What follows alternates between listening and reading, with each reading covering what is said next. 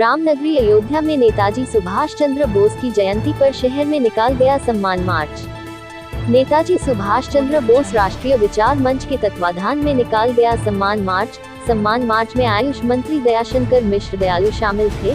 विचार मंच के प्रमुख शक्ति सिंह मान की नेताजी सुभाष चंद्र बोस राष्ट्र पुरुष घोषित किया जाए। अगर महात्मा गांधी को राष्ट्रपिता घोषित कर सकते हैं तो सुभाष चंद्र बोस को राष्ट्र पुरुष क्यों नहीं। फैजाबाद के राम भवन में रह चुकी गुमनामी बाबा को नेताजी सुभाष चंद्र बोस से जोड़कर देखा गया था।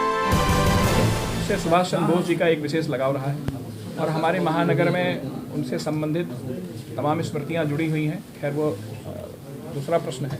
और राष्ट्र पुरुष हैं, हमारे आज़ादी के आंदोलन के महानायक हैं। उनका बलिदान, उनका त्याग, उनकी वीरता, उनकी संगठन करने की क्षमता पूरे राष्ट्र जीवन को सदैव प्रेरित करते रहेगी। और हम सभी लोग आज बहुत कृतज्ञता से और बड़े भरे हृदय के साथ उनको स्मरण कर रहे हैं। और आदरणीय शक्ति सिंह जी ने ये मार्च का आयोजन किया है, जिसमें पूरे महानगर के लोग आगे बढ़कर उनकी स्मृतियों का न सिर्फ उनकी स्मृतियों से जुड़ते हैं बल्कि उनको अभिनंदन करने का भी अवसर प्राप्त करते हैं। आज 23 जनवरी है। पिछले लगभग 22 वर्षों से फैजाबाद में नेताजी सुभाष चंद्र बोस राष्ट्रीय विचार मंच के द्वारा ये आयोजन किया जा रहा है। नेताजी आज हमारे बीच में नहीं हैं, लेकिन देश को आज़ादी दिलाने में जितना बड़ा योगदान नेताजी का रहा है वो किसी से छुपा नहीं है। हमारा खाली ये मानना है कि जिस सम्मान के हकदार नेताजी हुआ करते थे वो उनके जीते जी उनको नहीं मिला है। आज वो हमारे बीच नहीं, लेकिन फिर भी जिस सम्मान के हकदार थे वो उनको मिलना चाहिए। हमारे मंच की लड़ाई यही है कि वो जिस सम्मान के हकदार थे उनको मिलना चाहिए। तुम मुझे खून दो, मैं तुम्हें आज़ादी दूंगा, ऐसे नारे देने वाले कृतज्ञ है उसका देश उनका।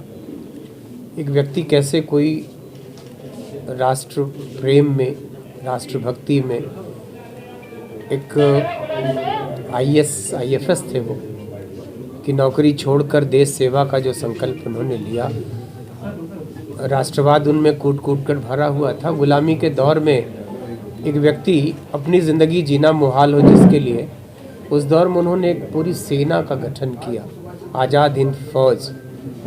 राष्ट्र के रूप में उन्होंने आज़ाद हिंद सरकार और फिर उसकी एक फ़ौज बनाया, आज़ाद हिंद फौज।